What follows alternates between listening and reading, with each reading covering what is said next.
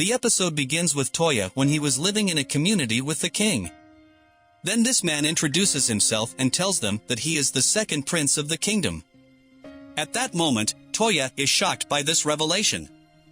But Claude continues speaking and informs them that there are rumors circulating about his mother, claiming she is ill and confined in a mental hospital. However, the truth is far from that. She is being held as a captive, imprisoned by the Prime Minister, Warrad. Toya informs Claude that his father never told him anything like this, but Claude tells him that his father is powerless against the tyrant Prime Minister. If he tries to oppose him, he could be killed. It turns out that Warrad has a desire to become the first prince of the kingdom and believes he can fulfill this ambition. And he most likely chose Toya's mother, Sao, as his target because she is a young girl who wouldn't be able to resist him at that time.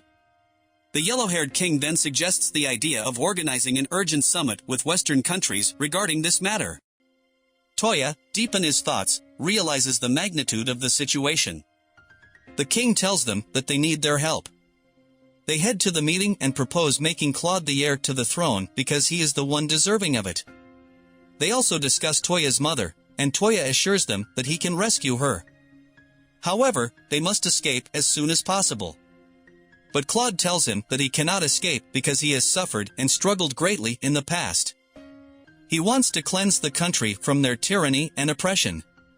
Toya asked them for their opinion on supporting Prince Claude at this time. They all expressed their agreement and willingness to crown Prince Claude as the ruler.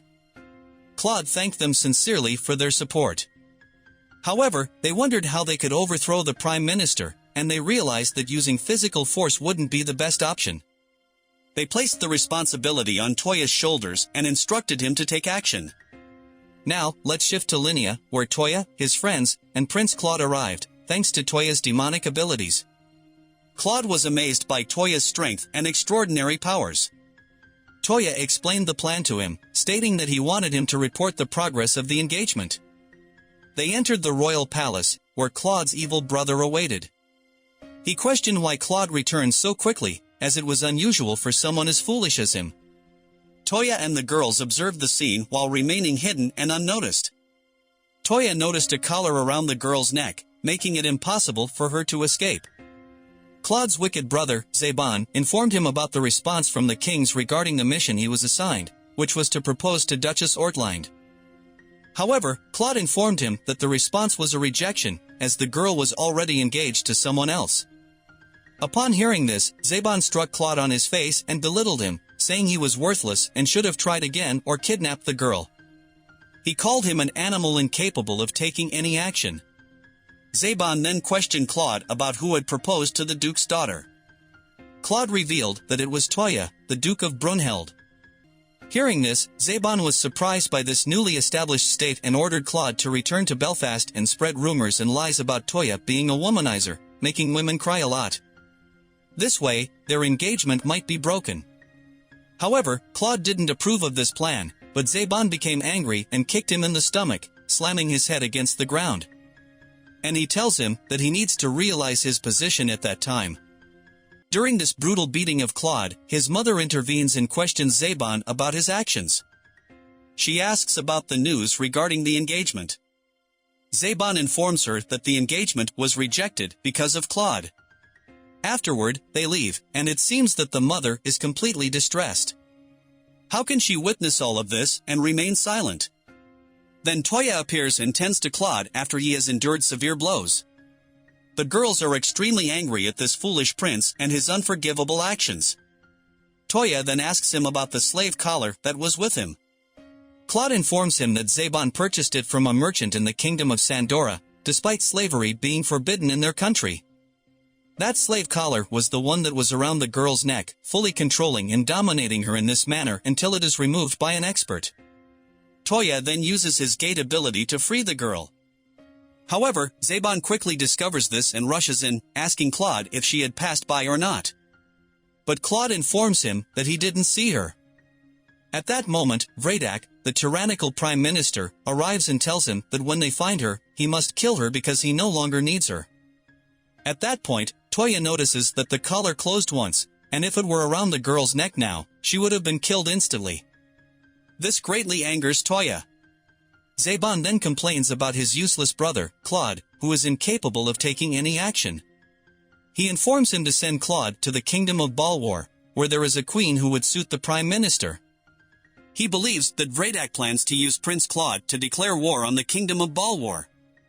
For example, they could send him there with an official declaration of war, and at that time, the recipient of the message, who was angered by Claude, would kill him. Then, Toya informs Prince Cloud that from this moment on, they will confront Prime Minister Viveke. Prince Cloud agrees to it and says that he will save his mother and fight the Prime Minister. They initiate the operation, and Prince Cloud informs them that his mother is held captive in the heavily fortified Galia fortress, under the control of Prime Minister Viveke. However, with the power of Toya's invisibility, they can penetrate it. Toya then immobilizes the soldiers stationed in front of the palace using his paralysis spell, temporarily disabling their movements. Afterward, they enter the palace, and Prince Cloud reunites with his long-lost mother, whom he hasn't seen for a very long time. They embrace each other and shed tears, deeply moved by the reunion. They then transport her through the teleportation gate to Toya's palace, successfully completing the rescue mission. At that moment, a man named Marquis Cobb approaches them and informs Prince Cloud that he is pleased with his decision to fight Prime Minister Viveke. He adds that now, with the support of the Kingdom of Belfast and other allied nations, they have nothing to fear. Toya informs them that while they are ready to provide assistance, they prefer to establish control without resorting to violence. Marquis Cobb suggests that by restraining the Prime Minister and stripping Prince Sabun of his rightful claim to the throne, they would have the upper hand. However, Toya expresses his belief that restraining the Prime Minister won't be a problem. The real issue lies with Prince Sabun. One of Toya's companions proposes the idea of banishing Prince Sabun as punishment for his wicked deeds. Marquis Cobb explains that it's not feasible because the Prime Minister has eliminated all clear evidence against him.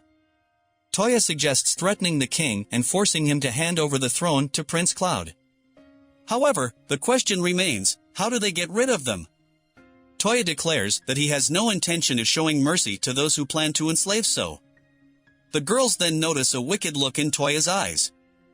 Afterwards, they proceed to the Prime Minister and Prince Sabun. The Prime Minister informs Prince Sabun that Queen Arya has disappeared from Galia Fortress. The soldier informs them that she was kidnapped by Prince Cloud. This angers them greatly, and they threaten him with severe punishment. Suddenly, the soldier exits the room, and Toya quickly enters, remaining hidden from their sight. He overhears their conversation and the Prime Minister says that they need to hasten and ask His Majesty to hand over the throne to Prince Sabun. Otherwise, they will be forced to capture Prince Cloud. Sabun asks about the war with Palav, and the Prime Minister sadly informs him that they will postpone it for now and prioritize eradicating this rebellion. He continues to speak to his wife, mentioning that the loss of Queen Arya is a heavy blow and that Sabun should have claimed the throne earlier if this were to happen. But he needed the king's power to keep Marquis Cobb within his borders, and Sabun should succeed the throne at this moment. Toya takes out his phone and secretly records their conversation. The Prime Minister further states that before the news of Queen Arya reaches the king's ears, if her life is threatened, the king will undoubtedly agree. Toya realizes that the king was being threatened with Queen Arya's life, so he tells his wife about it. She asks what they should do with the king when he abdicates the throne. The Prime Minister, her husband, tells her that they will hide him, and at that moment, they will let Claude die as well. They won't leave a single member of the royal family alive. Their son will soon become the king of this country, and a new royal family will be born. Later, Toya plays the recorded video for his friends and Prince Cloud. They are shocked by what they hear. Marquis Cobb informs them that Prince Dabe is the runaway prince, the son of Wardak and Dakia.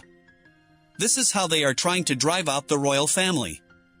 Prince Dabe decisively asserts that he has no need to hesitate any longer and will fight those traitors who are trying to seize our country for the sake of the country, his father, and his mother. Marquis Cobb agrees with his resolute words.